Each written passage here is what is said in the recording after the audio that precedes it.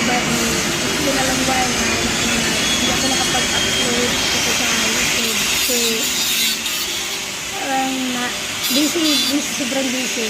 And then, ayun, naisipan kong mag-upload ulit kasi andito na ako sa lugar ng Europe. Nakapag-upload na po ako.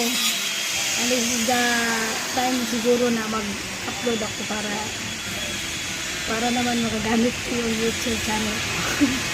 Anyway guys, yan ang trabaho ko dito sa Lithuania, Europe po.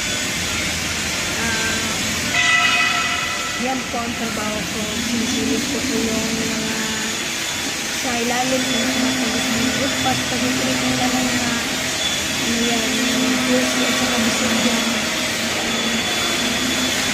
Pag-made yung gamit dyan guys, pwede rin sa page kaya pwede sila nakasunod i-focus yung made, lalo at kailangan tututin yung mga video lang, ang hirap hindi maabot sa sikipan na.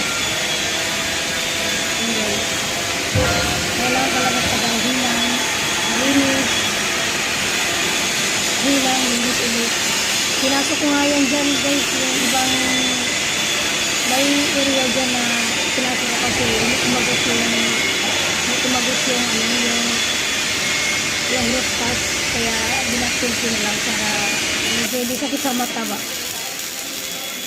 Pero yung iba dyan, hindi ko talaga madukot kasi hindi na ako makapasok kasi hindi na kasi yung katawan ko. Ayan guys, ayan yung visor namin guys, sinilip niyo yung mga joint na yung nakasagos ba yung root pass dyan. Sana po guys, supportahan niyo po yung page ko guys kasi mag-umpisa po ako ulit nang mag-upload po dito. Laban na nga tayo din guys. So, saan ko mga po mag-abroad dito guys. Kaya masalamat din ako sa Panginoon na kahit paano nakapag-upload na rin kahit konti. Kaya yung mga iba dyan na may plano po, tuloy-tuloy lang po, okay yung matakot. Andyan na yung takot, pero number one po gawin nyo is magdasal palagi. Bibigyan nyo yan. Wala pa imposible sa lahat.